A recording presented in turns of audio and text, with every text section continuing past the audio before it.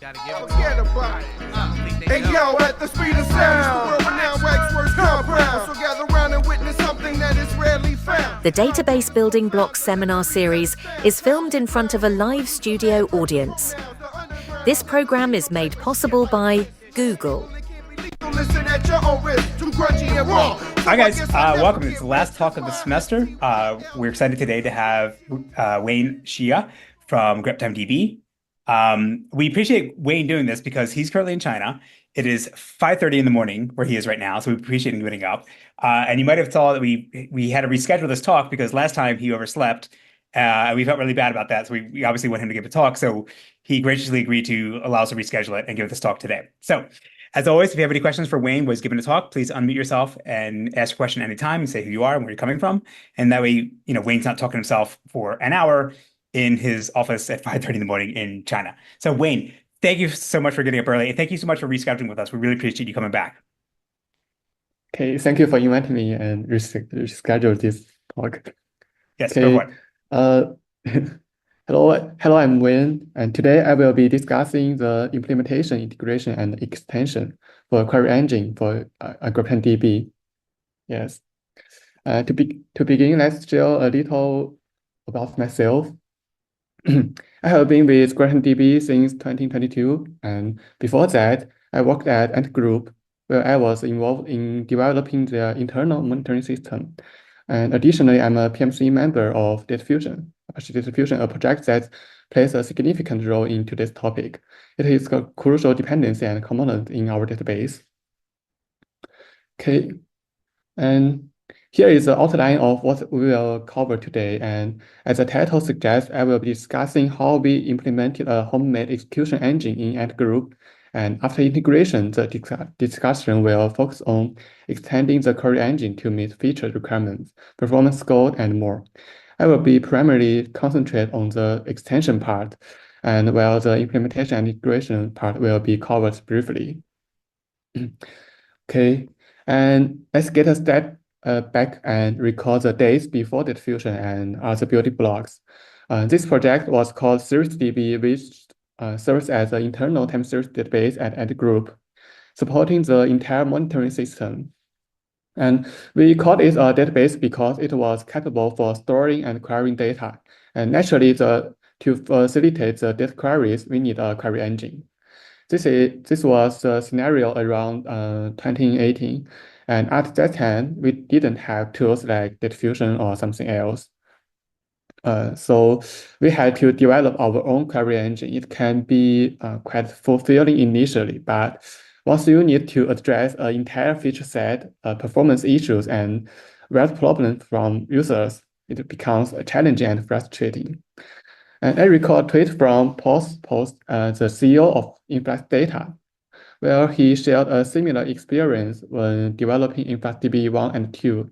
They wrote this version in Go. And well, basically features like min, max, and sort, etc. are relatively simple to implement. Delivering a high-performance query engine involves overcoming many obstacles. And maintaining such project with a small team is especially tough. And users often have random requirements like specific query capabilities, which can disrupt the schedule when demands are urgent. And this emergency will fill your calendar, leaving a little room to develop features you are interested in or anticipate problems like data growth issues. And addressing these not yet existent problems become impossible due to the time constraint. And initially, internally, to implement basic functionalities may seem straightforward, but achieving stable performance is another story. Our homegrown query engine, for example, had inconsistent latency, very fluctuates, and affecting overall performance. On top of implementation, project management also has its own challenges, especially when rapid features development accumulates, making the code base difficult to maintain. But users don't care about your code's maintainability, but they only want their features delivered. And additionally, the close integration of the implementation with storage layer, where beneficial made the system increasingly tied to some specific business needs. For special purpose software, this isn't a problem, but if you aim to develop versatile tools like GreptimeDB, MySQL, or PostgreSQL, careful consideration of necessary abstraction and offered features is crucial.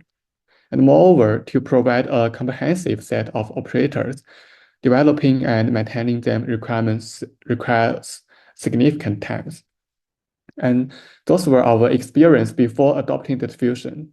And now let's talk about the situation with Data Fusion. It's also a query engine, and we can compare the two.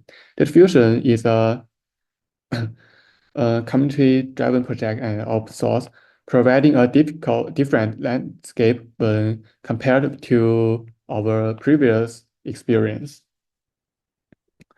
And the opening talk of this seminar is by Andrew about Data Fusion. It's an exceptional talk. And if you haven't heard, seen or read it before, I highly recommend it. It is definitely worth checking out. And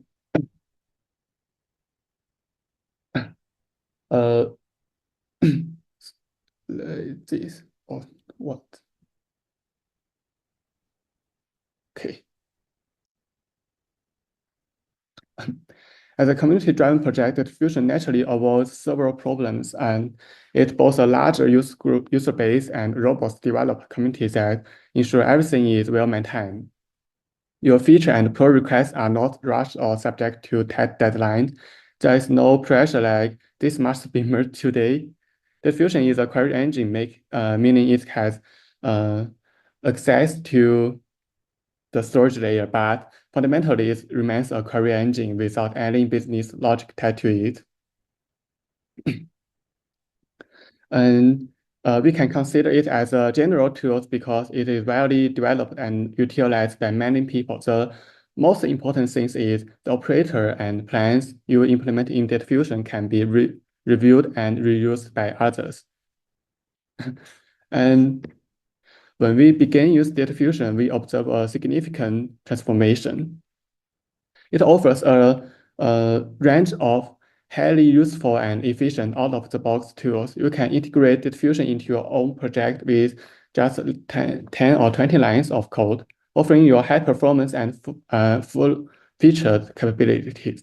And moreover, using Data Fusion means you are not just engaging with the query engine. It comes with a strong ecosystem that can be easily accessed through Data Fusion. Data Fusion itself is built on top of Apache Arrow, a column in-memory representation, and Parquet, a column data persistence format. Among others, with just 10 additional lines of code, you can also use Parquet, Arrow, or other related tools. The ease of integration is remarkable, and its implementation is reusable. This allows us to focus on what truly matters without duplicating the effort of building a query engine and basic operators repeatedly. And we have successfully integrated Fusion into GreptimeDB, and of course with many lines of code, not just 10 or 20. And we focusing on extensible solutions that serve as a query engine for your database needs. For our database need, we can treat Data Fusion like black box like this. You provide it with data and query request, and it returns the result. It's that simple. It offers a very straightforward interface and the SQL, and we primarily use the select part, but it also supports clauses like insert into and certain details. However, we focus solely on the select part, the query part, and I will expand the rationale later. And we have bypassed the parser shipped with Data Fusion. It used SQL parser project, but we built another parser on top of it and utilize the SQL parser as a library, not a parser itself. This allows us to extend our grammar and include specific features we need. And the type system is also customized. which requires significant effort. There is an ongoing debate internally about whether this was worthwhile to replacement the tab system. The tabs are fundamental to the entire system beyond just the query aspect, which is why we extended it. But I have to say it has taken a lot of time and effort, and we have rewrite the tab system internally, the tab system of GreptimeDB several times. We bypassed the tab system. So can you maybe talk about what data types did you add that weren't in Data Fusion? And then presumably you then had to have extensions added to Data Fusion to be aware of these types. Is that correct? Yes, we have introduced our several new tabs like geometric tab, vector tab, and JSON tab. Data Fusion supports some of the in a different way. Like JSON tab in Data Fusion is based on string, and we are based on JSON-B. A slight difference. Yes, and those tabs are hooked somewhere as an integration into Data Fusion. So every time Data Fusion comes up with the new version, it's just taking your data type extensions and importing them over to the new version. It's not like rewriting. It's not like you're maintaining a hard fork of Data Fusion. Is that correct? Yes. Specifically for the JSON tab, in Data Fusion is treated as the binary type. So we only need to shift the logic of processing JSON-B when upgrading Data Fusion. Got it. Okay, thanks. And our capability. Why not contributing back to Data Fusion? Why not contributing back to Data Fusion those types? I believe that geometric types can be really useful. Is it because it's only based on the error? Yes. Speaking for the JSON tab, Data Fusion implements as another extension. It is mostly focused on a set of JSON functions, like JSON get function, and the tab is you can enable it in Data Fusion, like install extension. This is maintaining another project, another repo. And we don't contribute back to Data Fusion because the JSON tab in our database was introduced like 2 months ago, and it is still very experimental, and we are finding some concrete use case for this tab, and Data Fusion has its own implementation as a string. So we may refine our JSON tab implementation after a few real use case, and then maybe we will propose another JSON-B integration. But Data Fusion has an extension tab interface, and the tab system of Data Fusion is basically derived from arrow. So this change, if we want to add the JSON-B tab into Data Fusion, we will first add to the arrow. But extend a custom type for arrow is not that easy because arrow is well documented with its spec. So the first step, if you want to add official support into arrow, you may need to change the spec at first. So it's a very long time, and we prefer to demonstrate and experimental the new tab before it is mature enough. Okay, thanks. Okay, and so our capability in tab doesn't fully align with what the Fusion provides. So we need to manage this difference.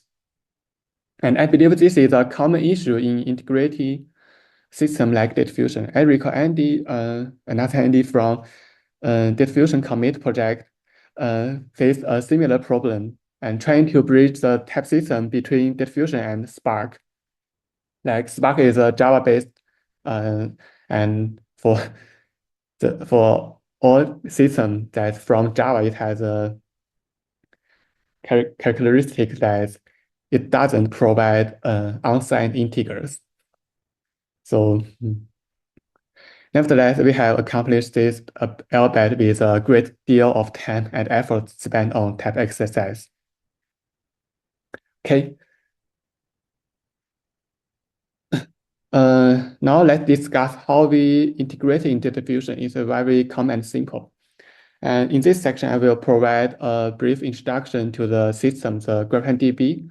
And yes, it's another time series database. And 4 weeks ago, Paul introduced the newest version, in fact, DB3. So you might be very familiar with what time series is.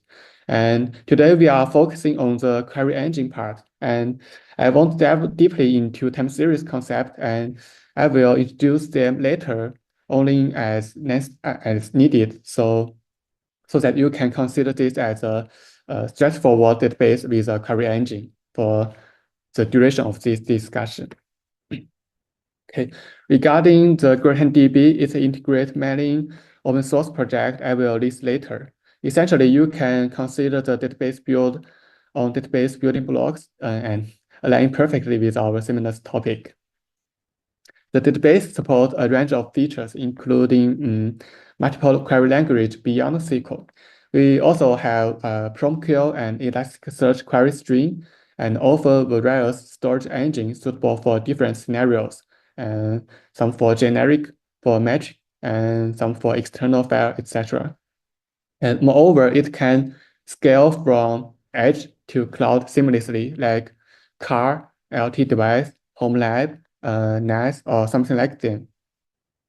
The most cool part I want to mention is all of these forms are supported by the same code base and even the same binary. Yes, you can use the same GreptimeDB binary as standalone or as distributed database. And GreptimeDB comprises 3 main components: the management meta server, the protocol and query frontend, and the storage data node. It follows a typical distributed architecture. And well, yes, the meta server acts as the graph is a bit ugly. The meta server acts as a head and control group of the GreptimeDB cluster. And the front end, as its name suggests, is its user-facing component responsible for implementing several protocols. These include access protocols like MySQL, Postgres, Prometheus, InfluxLine protocol, OpenTelemetry, and Elasticsearch, and so on. And almost every popular data protocol we have implement a protocol for them. And the front end also handles query operations. Both the front end and the data node share the same query engine and can invoke each other. I will explain how we achieve this later on. And for now, it is essential to know that the query engine is basically an extended data fusion. And concerning the data node, the storage engine is primarily a log structured merge tree LSM tree designed for high ingestion rate. And furthermore, we have implemented a secondary index as an external separated secondary index for quick access, utilize the pathing format from Apache Iceberg. Okay, and sorry, I missed the one page. Yeah. And here is all the logos we have used. These logos displayed here represent some of the brilliant database building blocks you might consider for your future project. I will introduce them briefly. And first, Arrow as a in-memory column format doubles as a high-performance computing library. It provides vectorized operations like addition, binary operators, sorting, and filtering, and so on. And usually, we don't use those operators directly, but through the Apache Data Fusion. And the third one, OpenDL, Xuanwo introduced it last week.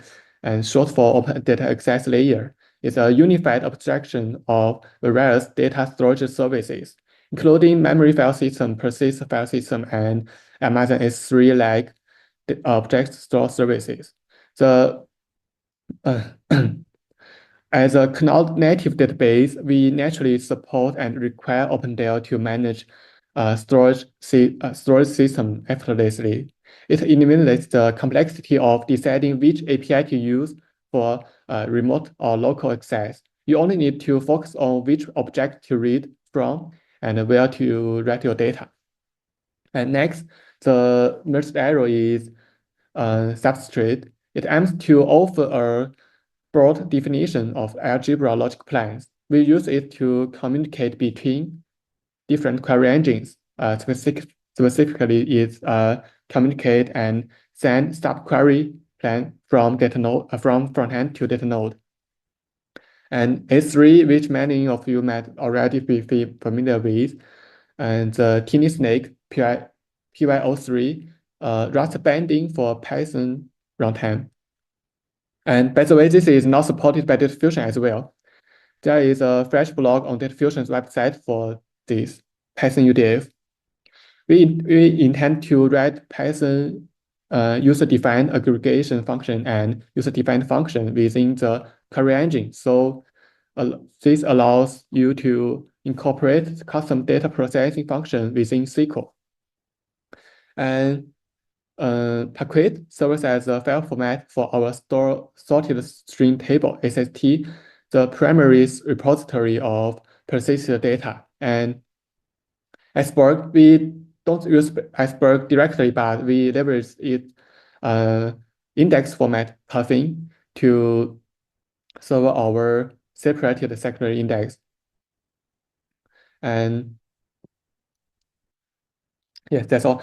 This common project, including Data Fusion, saves extensive development and integration time, and eliminating the need to start from the ground up. And without those resources, managing everything ourselves would be challenging, and we have tried it before. And possibly leaving us still focused on the fundamental concern even years later. And our goal, GreptimeDB's goal, is to unify storage for all types of data, all types of time series data, particularly the metrics, log entries, and so on. So we need to focus on this and leverage common and perfect building blocks for common requests, like storing data, organized data, or something. And before proceeding, I want you to consider like two types of time series data you have encountered or used before. And I think most of you will mention metrics and logs. Almost everyone has printed logs and searched your logs to debug your program. And trace is another type essential for system visualization, especially in distributed environment. And profile as also common for turning performance, perf. Yeah.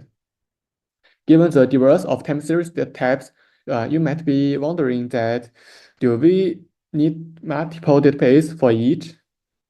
And for now, the answer might seem yes. And necessary database for metrics, and another for log, like Elasticsearch, and trace, like Jaeger, and profiles. And such a requirement becomes cumbersome. The more data source and data type you wish to utilize, the more database you need, and you need to deploy and maintain. This is very interesting, but this is a situation now. Some systems even market themselves on having multiple databases within one product. But our aim is to revolutionize this approach with GreptimeDB by consolidating all types of time series data into a single solution, into a single database. This not only streamlines deployment and architecture, but also enhance data querying across different formats. We question that whether log and trace are so different enough so user have to deploy two dedicated separated database for each. Yes, and our vision is to empower users to store and analyze all time series related data and efficiently and cost effectively. Okay, that transitions to the crucial part, extending the query engine to achieve our goal to unify them all. And at least several questions to get this section, the where to start, where to extend, and I have 4 cases for where to extend, and we'll focus on the first 2, and how to extend and performance optimization. Okay. Let's start. The point to start extending could be anywhere from the planning phase, parse phase, execution phase, and even the storage layer. And as a library, that fusion is flexible, allowing extension at every level. It's essentially you can integrate your own logic at any point with this framework, data fusion framework. You might naturally compare this with other systems that renown themselves for extensibilities, like Postgres and DuckDB. While both are extensible, distinct difference still exists, particularly on the implementation side. In that fusion, extensions are treated as libraries, but within Postgres and DuckDB, extensions are incorporated as a shared object loaded via a DL open syscall. I'd also like to mention another time series database, TimescaleDB. It is implemented as a plugin of PostgreSQL. And when adopting existing projects for substantial operations like becoming another robust database, I think we need to consider the variation in fundamental structures.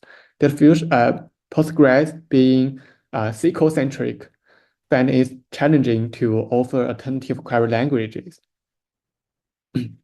And data fusion as a library does have this problem. You can extend it and you can easily cut off a part of the code if you don't want it. For example, we only use the select part and discard the insert, delete, create, and other part that we don't need.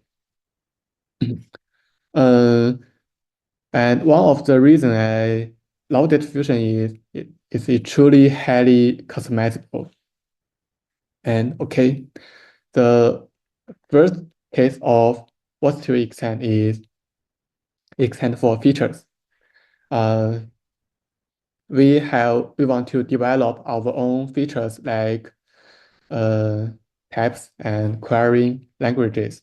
And the first feature involved in is user-facing query languages. So I want to introduce PromQL, and some of you might have heard this before. It is originally from Prometheus, an time series database, to as a DSL to let you query matrix data. And even time series database is a sub-kind of database.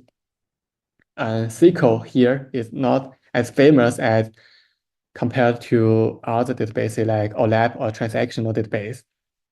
They have extended their own query languages as well, but those languages are basically still SQL. But however, in time series domain, we use languages that are quite different from SQL, like PromQL, LogQL, and LogsQL, and TraceQL, and so on. And almost every time series database tries to invent its own query languages suited for its specific use case. And I have to admit that in some cases, this is simple, whereas others might require interaction through a HTTP API with JSON to describe your request, like Elasticsearch DSL. The basic interface is not even SQL. This can be cumbersome and not optimal for use. You can't accumulate the best practice from one system to another system. So The first part we want to unify is to provide several well-known query languages in one place. And currently, we have support basic SQL with our own grammar candies. It is extended from PostgreSQL. And PromQL, we have become one of the most compatible implementations, except the Prometheus itself. Alongside Elasticsearch query string for searching logs and similar functionalities, we also have supported them.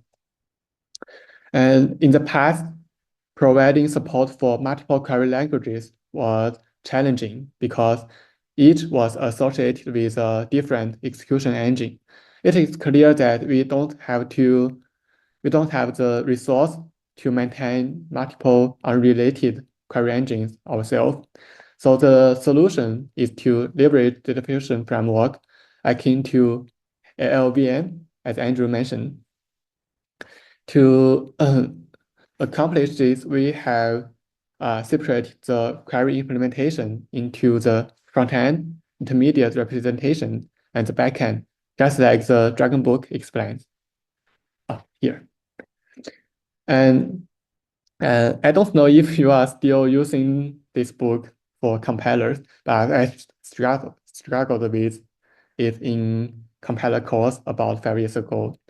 It suggests the modern compiler should transcribe the front-end languages into machine code using an intermediate representation, which allows share and reuse backend components, like the famous is LLVM project, and to share the optimizations. This is precisely what we do in GreptimeDB to support many query languages. And regarding the query frontends that we support to add a new query language, we simply write a parser for it and translate the AST abstract syntax tree from the parser into logic plan. And we use the logic plan as intermediate representation, IR. And after that, it is irrelevant whether the logic plan is from PromQL or SQL or another languages. They can be treated as the same. And the advantage is that all query languages benefit from shared optimization, basic logic optimization, and storage optimization as well, and allowing the backend to optimize uniformly. And furthermore, you can even combine two different languages. Consider our implementation. This is very simple. For example, you can do this. You can write a PromQL with SQL. In CTE, PromQL can be limited in analytical capacity. So sometimes you might want to perform additional operations using another query languages on top of it, the SQL. Yes, this case, we use a CTE to include the PromQL here, these two lines. And this line is we wrap the parser to let it recognize the PromQL part, and the following line sum rate is a original PromQL query string. It queries the per job request for every 5 minutes. And then we can feed these query results from PromQL into SQL to do some post-analyze.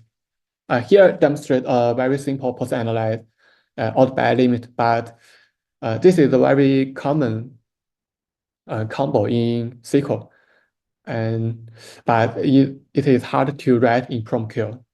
Yeah, you can't simply limit top 10 of some value in PromQL. And the AST of this CT is like the right side. We integrated some PromQL specific operators into the whole SQL tree. Like the table scan, sort, and limit are common SQL plan nodes. and the aggregate and rate are PromQL operations. Okay, this is the first example of extending features. This might seem complex and involves many additional background. I have another simpler example that is creating a real minimal languages in this framework. This is very simple in GreptimeDB. Let me describe the language first. It is to user to search by query string, much like what you tap in Google search bar. You can tap add the plus and minus before a word to show you must include this in the result, or you don't want it to show up in the result. Plus, you can use parentheses for priorities. And this is a simple example of these query languages.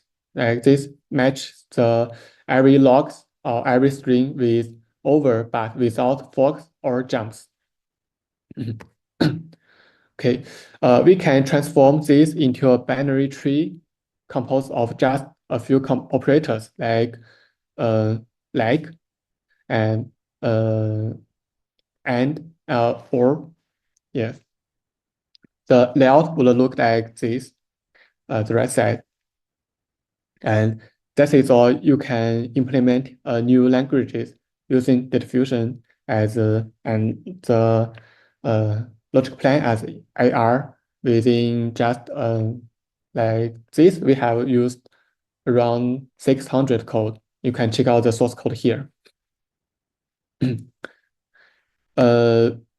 This is very attractive for modular components, similar to how LLVM operates. But I'm not suggesting you need to develop a fully compatible programming languages within data fusion, but rather you can focus on the query part. It is very straightforward, and the source code usually very simple. Like the the first example, PromQL spend around less than 2000, yes.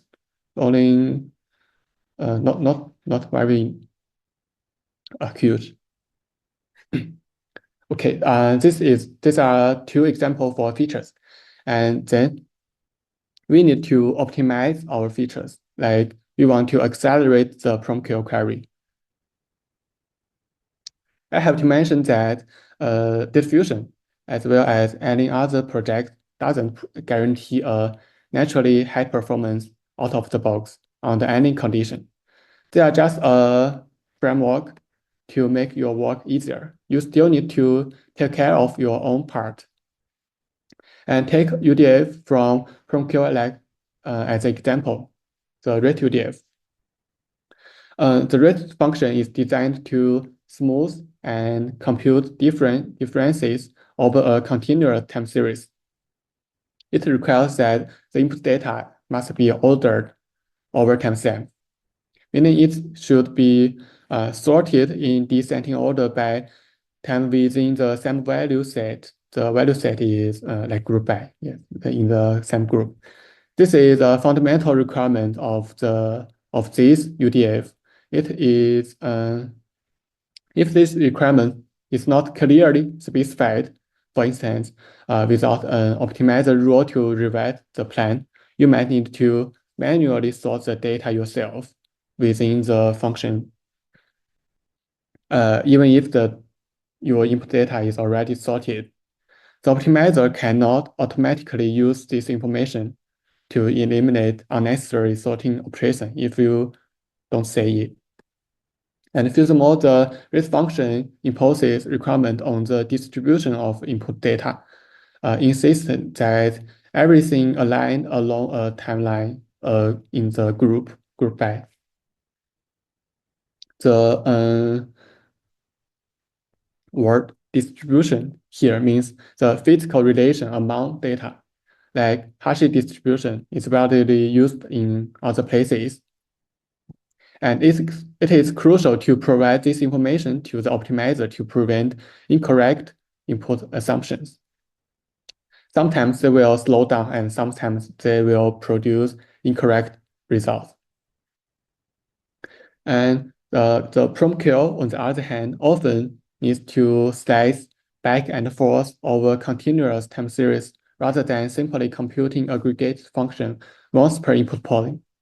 You can compute some prompt rate like min or max. You only need to observe one and observe it next.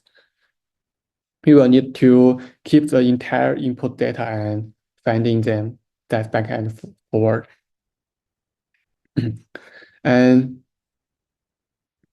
the original implementation of Prometheus is very naive to leverage its underlying KV storage to find one key and one timestamp. And when it needs the timestamp again, it will try to read it from storage again. This lead to a very poor performance. As optimizations, we have abused the dictionary array like this. We modified the arrows dictionary array. The dictionary array is a special kind of like nested array, not nested, a special kind of array for situations that the thing in array is highly duplicated. So you can use a dictionary to only store the distinct value and the offset of each. So it has a two internal array, and one for the distinct value and one for the index, the slice. Okay, so we modified the arrows dictionary array to change the value type to of the dictionary array stores the complete original data, the original array, ordered by timestamp. And the key, another internal array, which is useful for storing the indexes in arrow, and we change it to store the offset and the length. We concat both. We concat these two use 32 into a U 64. Yes, 8 bytes. And so with this, we feed an array into the operator as data fusion framework requires. But the actually things we feed into them is a matrix, array of array. Like this, like the right corner illustrate, the gray points are value array, the time series point ordered by time. And this is another. You can get this, like the first value, the first array in this matrix is a subarray with length 4. And another value is a subarray with length 5. So this can suit Prometheus computing requirement. You can set back and forth as well as you want within the same array. So when inputting data, we don't need to input repeated data once and once again. We can input the whole matrix and the operator can use it for the whole computation. So this optimization provides some significant performance enhancement compared to the original naive Prometheus implementation. And on the point of optimization, it is essential that the optimizer can refine your plan and meet specific requirements like ordering, partitioning, and distribution. And beyond building rules, you can also implemented your own optimization rule and insert into data fusion. These customer rules play a crucial role in the data fusion system, in extending the data fusion. And in our case, where we have executed several specialized optimization rules. There will be an example later, but before that, after those 3 or 4 examples, I want to mention that LLVM again. For those cases, you can see data fusion is not LLVM or in its position. It provides the primitive it provides is not low level enough. You will still have to write your own processing logic, like read like other PromQL framework, like the metrics on your own.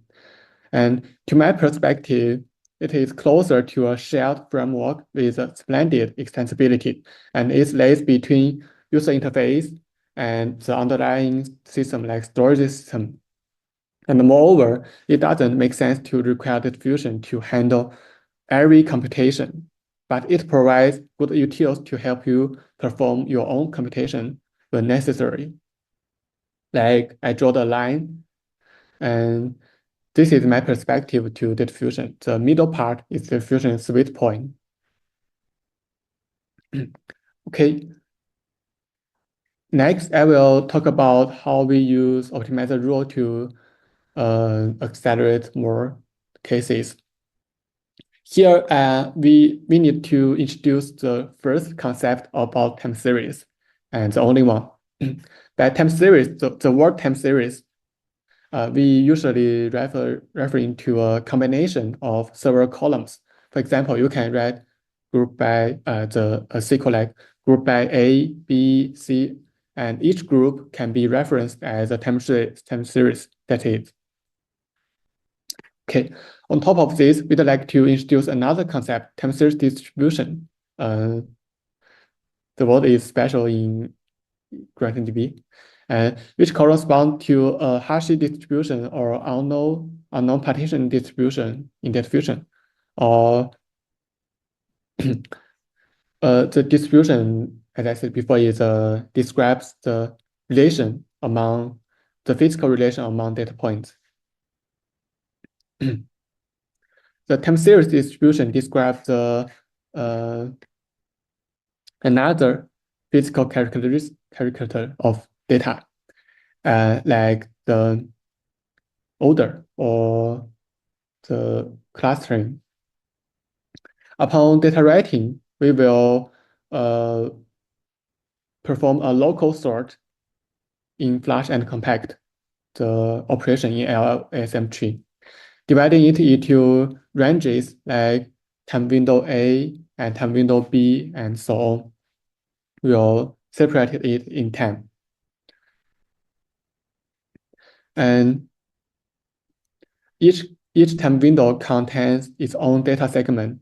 This constitutes the first layer of partitioning by time range. We will have 3 in total. This is the first layer.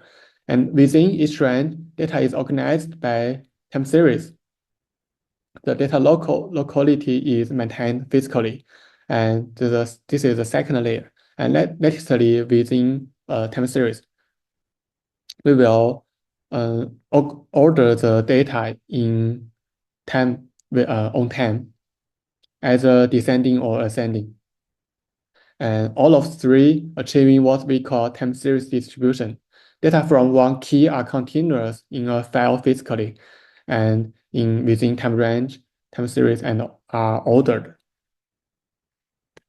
This distribution becomes extremely useful for operations like sorting and primary key filtering because it maintains data locality. By conducting sorting, partitioning, and time range segmentation during the write phase, we can significantly reduce the redundant calculation if we need to do it on read. And for example, if we want to query time series 1 and time series 3, we can use methods like min-max, zoom-map, or previously mentioned partitioning index to filter out unnecessary data directly. So the data we need to read is physically continuous in 2 segments, and we only need 2 sequential read to fetch them. And when querying by time range, we typically don't seek data from the earliest to the latest, but look for a recent period, like a past day, month, or a past hour. This time range predicate aligns with the time range of storing files, the time window. And we can filter out most irrelevant data files within the time window as well. Comparing to some system like ClickOut, it provides a table sorting key.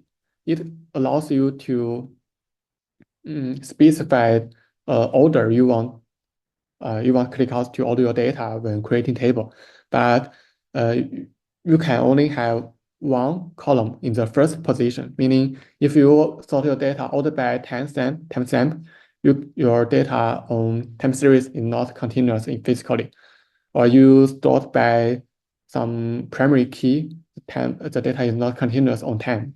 So you can only pick one, but this 3-layer distribution mitigates this, and you can filtering efficiently either on timestamp or time series.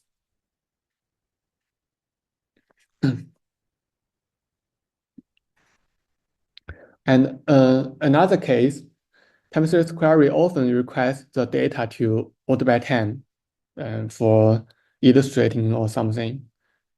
Like in Prometheus, we want the input data is ordered by time. And in SQL, we can write the clauses like this, ordered by timestamp and some other ordering key, and finally with limit X. And traditionally, we need a global sort, yes, to get the order data on time. But considering the data underlying are already partial ordered, if we can tell the query engine this information, we can simplify the sort process by a lot.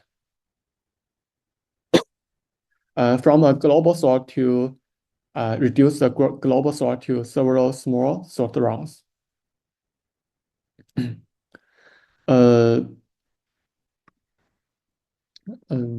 Yes, the global sort has a complexity of O n log n, and the segmented if we segment it into k parts, and each one with m record, the complexity becomes k plus k times O m log n.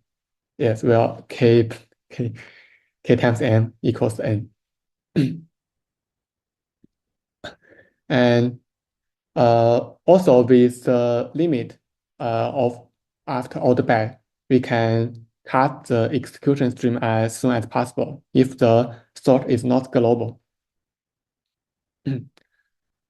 Like the traditional order by operation will prevent the limit, the upper limit, from early stop this entire execution stream, because it has to get all information. It is a pipeline break. It has to get all input data before it can yield the first. And in this example, we can we call it windowed sort. We can perform sorting like filtered files. For example, file 4. We can sorting directly on it without reading other files, because the time series distribution already ensures that all the data in file 4 are newer than file 3 and file 2. And in theory, we can optimize the complexity. And this is.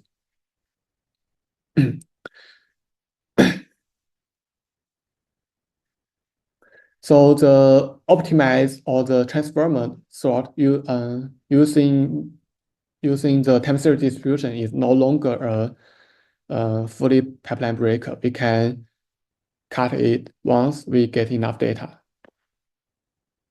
And I have to mention that for query like this, at least in GreptimeDB, the major cost is not the sort algorithm itself, because we store data in cloud storage like S3. So to sort something, we will need to first pull it from S3.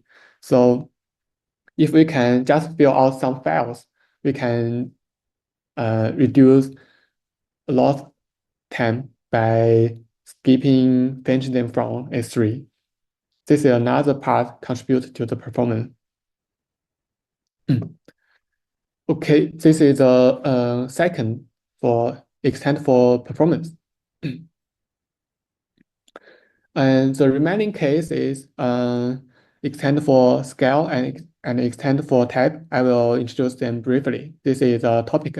This extend for scale is a topic I have shared on Data Fusion meetup, and there is a more detailed slide dedicated for this topic. I will post the link later. And the basic idea is making the execution engine distributed. As a cloud database, we are distributed naturally. Recall that I showed both data node and front end share the same query engine. This means we can theoretically run a query plan on any node within the cluster. This means we can run a plan like this illustration. The blue part is executed in the front end, the first node, and it leaves the two leaves is pulling the data, the subquery result from data node. And within the data node, it executes a subtree of the entire plan. And it doesn't know it is on a subtree, because before we sending the subtree to data node, we have made all necessary transformations. So the execution engine in data node can execute this subquery as a normal query. So to achieve this, an important thing is to transform original logic plan into such a distributed form. Specifically, we need to split the plan into several parts, and some of them are executed on remote, and this transformation is done by introducing a special plan node, the leaf node in the blue. It's simply fetch data from a remote data source. The rule we use to transform it, we call it commutativity. The commutative is describes the properties between two plans, that whether two plans can exchange their order and remain the same result. For example, projection and filter are commutative. So the process is like this. We will first add the scan, the special scan that pulls data from data node, special scan as the leftmost node to replace the real tape scan. And then we inspect the commutative between these merge scan from other node correspondingly and exchange it upper and upper, and then cut as a merge scan. So the nodes under merge scan can be sent to data node, and node after that the merge scan can be used in front end to execute. And here is a data source abstraction. We sending intermediate data in arrow flat is a flat buffer flat, and the subquery plan is encoded in substrate mentioned before.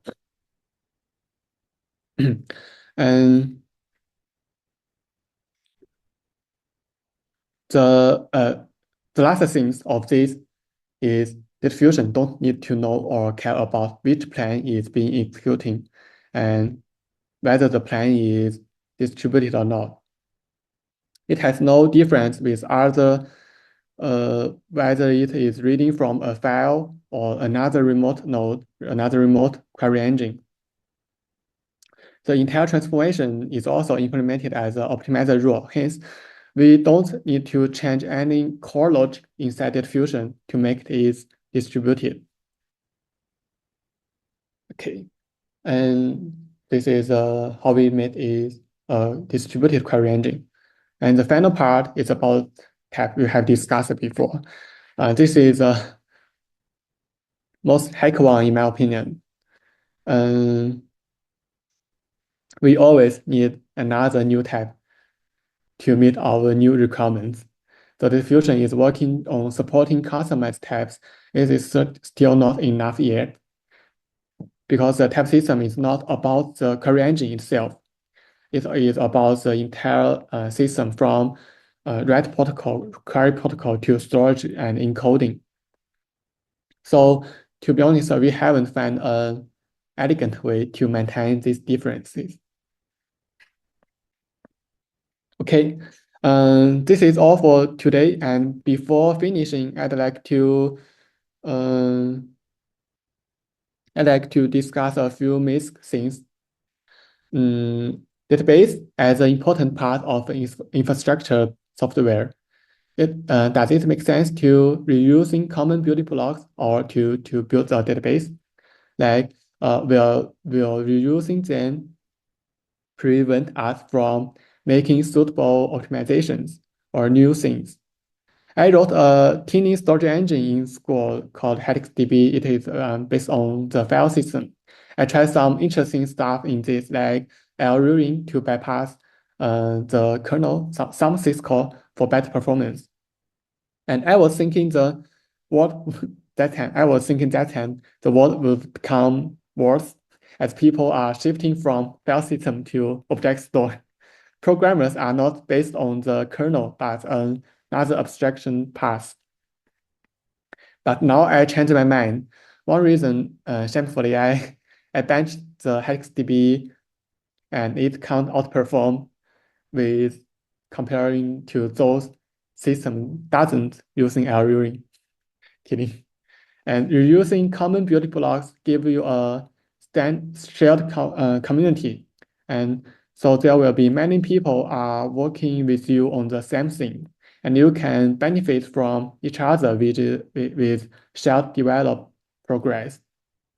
And the common building blocks itself has itself optimization to do.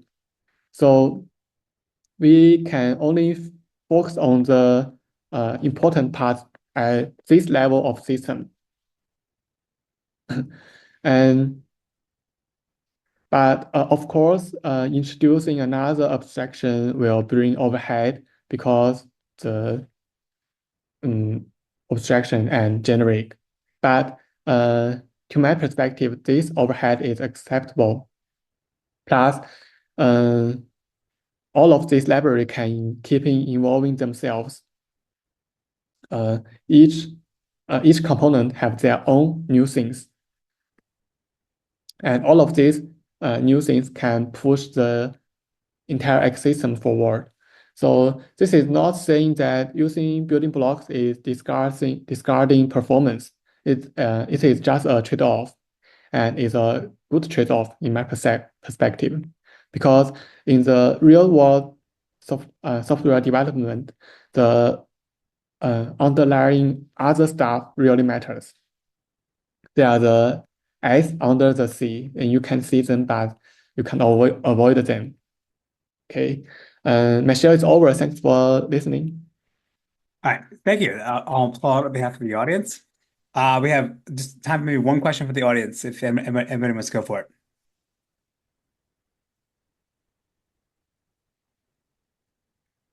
All right.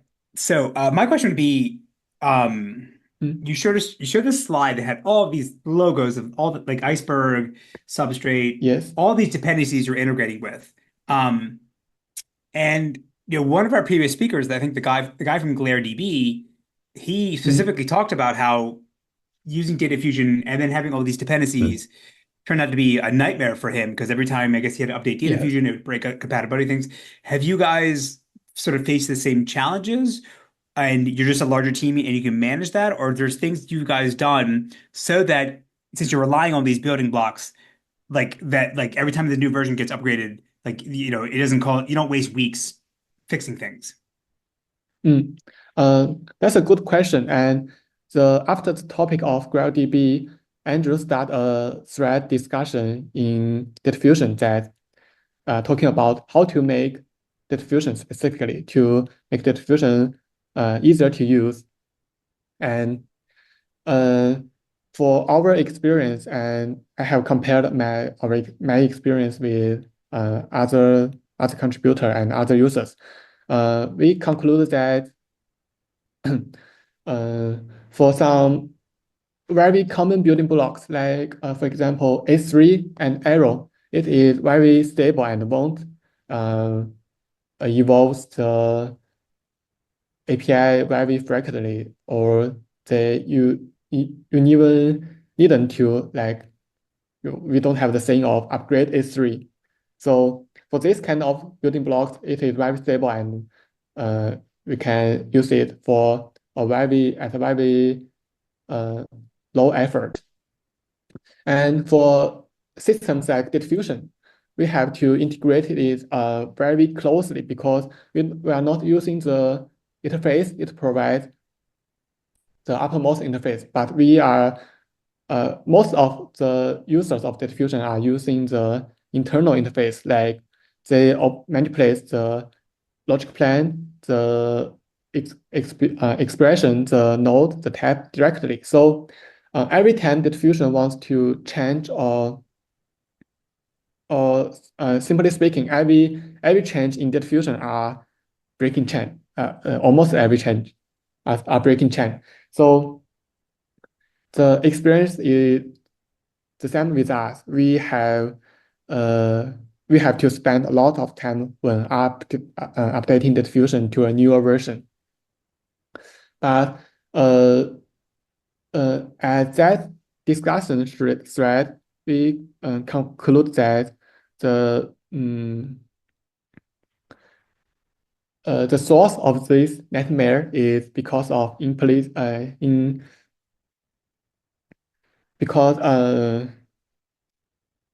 like diffusion change can be categorized into two kinds, either explicit or inexplicit. The explicit part is for API change. This will result in a hard compiling error when you don't treat it right. So this part is relatively easy to resolve. But the real headache part is the implicit part, because the diffusion has some assumption for many places, like the optimizer will assume your extension plan. You will provide data in some order or in some distribution. And so the optimizer will use this assumption to do optimize and rewrite your plan. You write your logic plan and physical plan tree. So when upgrading diffusion, if you don't treat this part right, it won't result in a hard error, but it will break your system silently. So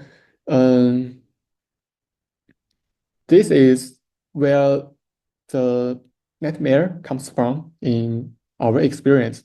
And for the solution, we have proposed a few, like we can when releasing new version of Diffusion, we can try to upgrade some close integrated projects first, like the Diffusion Python, like commit that are maintained for people who are familiar with Diffusion and recent change. And when do this, we can find and try to avoid those implicit breaking change.